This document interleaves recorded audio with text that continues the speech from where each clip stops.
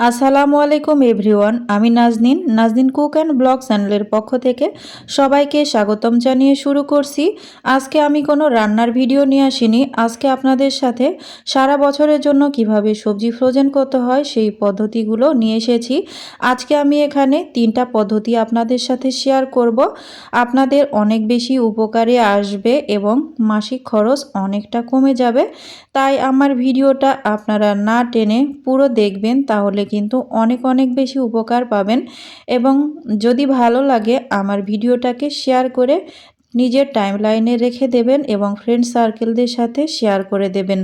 চলুন আর দেরি না করে মূল ভিডিও দেখে নেওয়া যাক আমি কিভাবে সারা বছরের জন্য সবজি ফ্রোজেন করছি। তো এখানে আমি 1 কেজি পরিমাণ সিম নিয়েছি। সিমগুলো কিন্তু ভীষণ তরতাজা এবং পরিপক্ক, অনেক বড় বড় বিচি হয়েছে। আর এগুলো সিম খেতে কিন্তু অনেক অনেক বেশি ভালো লাগে। আমার সিম প্রায় ভালো লাগে, এই জন্য সারা বছরের জন্য আমি সিমগুলোকে ফ্রোজেন করে থাকি যখন দাম কম হয়। এখনও কিন্তু অতটাও কম নয়, 50 টাকা করে কেজি। তবে আরও বেশি দাম ছিল, এখন অনেকটাই কমেছে। তো সিমের গায়ে যে আঁশটা থাকে, প্রথমত সেই আঁশগুলোকে ছাড়িয়ে নিতে হবে। আমি একটা ছুরির সাহায্যে আঁশগুলোকে উঠিয়ে নিচ্ছি। আপনাদের কাছে যেটা ভালো মনে হয় বটি ছুরি, সেটা দিয়েই আঁশগুলো ছাড়িয়ে নেবেন। আর মাঝখানে একটু কিন্তু আমি ছুরি দিয়ে কেটে দিচ্ছি, এই দিক দিয়ে যেন মশলাগুলো ঢুকে যায়। সেজন্য আপনাদের সাথে কথা বলতে বলতে অফ ক্যামেরায় আমি সবগুলো সিমই কিন্তু সিলিয়ে নিয়ে নেব। দেখুন সবগুলো সিমই কিন্তু সিলে নেওয়া হয়ে গিয়েছে। এখন দেখতে কতটা সুন্দর লাগছে, আর এরকমভাবে পরিষ্কার জিনিস দেখতে কিন্তু একটু বেশি ভালো লাগে। চলে যাচ্ছি আমি পরবর্তী স্টেপে। তো দেখতে পাচ্ছেন এখানে আমি একটা পাতিল ভর্তি পানি নিয়েছি সিঙ্কের ওপর। তারপর এই সিমগুলোকে এখানে ঢেলে দিচ্ছি। প্রথমে কাজ হচ্ছে সিমগুলোকে খোসা ছাড়িয়ে নিয়ে তারপর সিমগুলোকে খুব ভালো মতো ধুয়ে পরিষ্কার করে নেওয়া। পানি বদলিয়ে বদলিয়ে 2 থেকে 3 বার এটাকে ভালো মতো পরিষ্কার করে নিয়ে নেবেন। তো দেখতে পাচ্ছেন সিমগুলোকে ধুয়ে নেওয়া হয়ে গিয়েছে। আমি এক এক করে সিমগুলোকে উঠিয়ে নিয়ে নিচ্ছি। তো দেখুন সিমগুলো কিন্তু সবগুলো ধুয়ে পরিষ্কার করে নেওয়া হয়ে গেছে।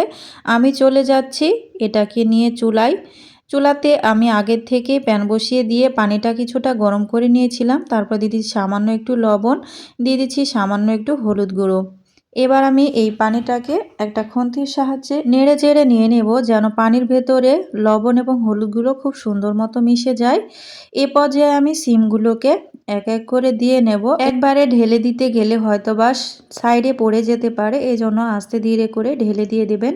তো দিয়ে নেওয়ার পর যেহেতু পানিটা অনেকটা গরম ছিল, এই জন্য সিমগুলোকে একটু উল্টে পাল্টে নেড়ে চেড়ে নিয়ে নিচ্ছি। নেড়ে চেড়ে নেওয়ার পর এই সিমগুলোকে ঢাকনা দিয়ে ঢেকে এটাকে বলক আসা পর্যন্ত অপেক্ষা করতে হবে।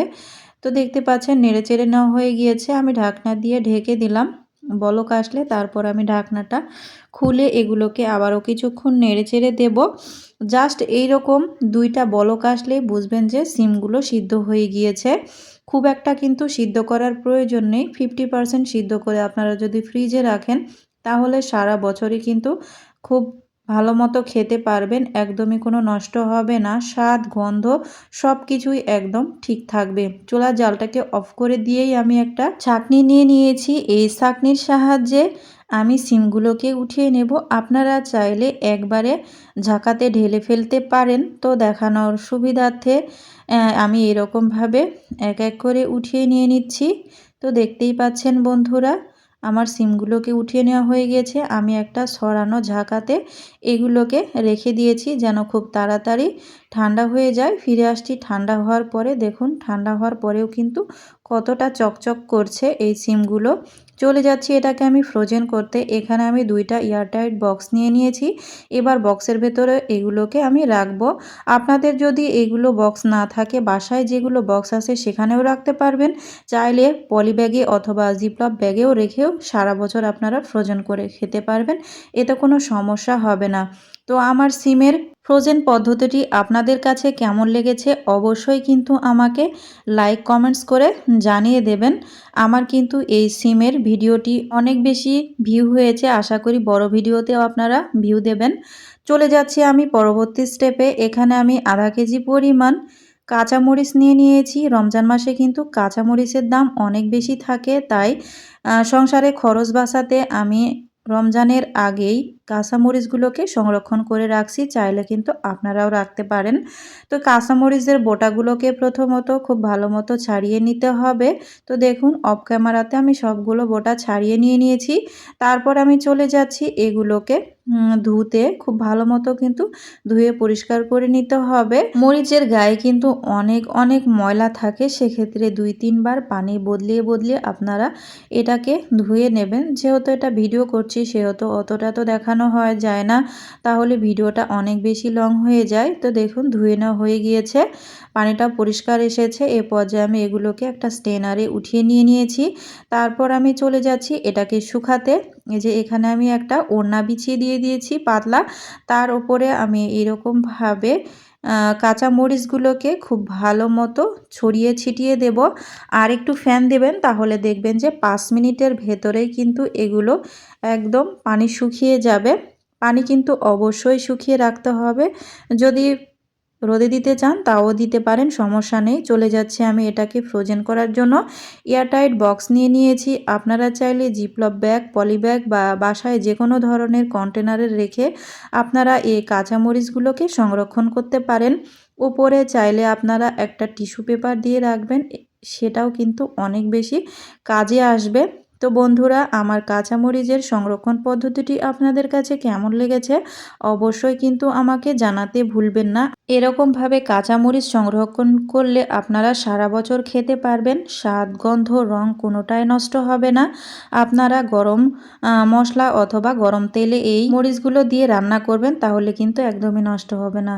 চলে যাচ্ছি আমি আরও একটা স্টেপে। এখানে আমি 1 কেজি পরিমাণ পেঁয়াজের কলি নিয়েছি। পেঁয়াজের কলিটা কিন্তু সারা বছর পাওয়া যায় না, শুধু শীতকালে পাওয়া যায়। আর এই পেঁয়াজের কলি দিয়ে নুডলস, ভর্তা, চচ্চড়ি খেতে আমার অনেক বেশি ভালো লাগে। এই জন্য এটাকে আমি সারা বছরের জন্য ফ্রোজেন করে থাকি। প্রথমে যেটা আপনারা করবেন, এই পেঁয়াজের কলিগুলোকে খুব ভালো মতো ধুয়ে পরিষ্কার করে নেবেন। তারপর এটাকে শুকিয়ে নেবেন রোদে অথবা ফ্যান দিয়ে, যেন এক ফোঁটাও পানি গায়ে না লেগে থাকে এই সবজিগুলোর।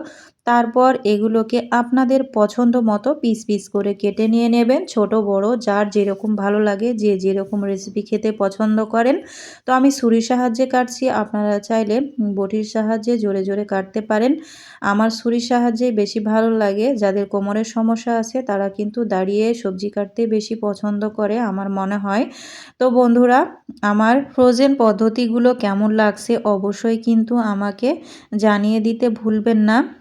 তো এতক্ষণ পর্যন্ত যারা ভিডিও দেখছেন কিন্তু ভিডিওতে একটা লাইক দেননি, প্লিজ এ পর্যায়ে এসে ভিডিওতে একটা লাইক দিয়ে চ্যানেলটি সাবস্ক্রাইব করে বেল বাটনটি অল করে রাখবেন আমার নিত্য নতুন রেসিপি এবং টিপস ভিডিও দেখার জন্য। আমি কিন্তু অনেক বেশি টিপস ভিডিও ছেড়ে থাকি, আর টিপস ভিডিওগুলোতে কিন্তু আমার অনেক বেশি ভিউ হয়। আমার ভিউয়ার্সরা মনে হয় যে এটাই বেশি পছন্দ করে, এই জন্য আমিও চেষ্টা করি টিপস ভিডিওগুলো আপনাদের সাথে শেয়ার করার।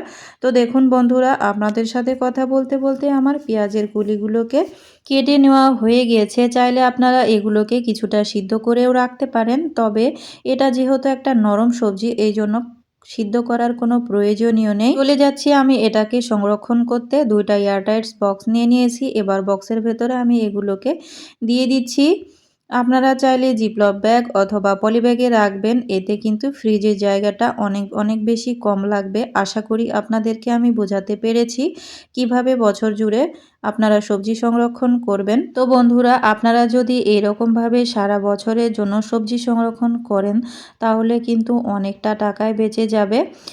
তো দেখুন এরকমভাবে আমি কিন্তু ফ্রিজে রেখে দেব, আর ফ্রিজ থেকে নামিয়ে আমি গরম তেল অথবা মশলার ভেতরে এগুলোকে দিয়ে দেব। স্বাদ, গন্ধ সব কিছুই ঠিক থাকবে। ভিডিওটি কেমন লেগেছে অবশ্যই জানাবেন। ধন্যবাদ সবাই।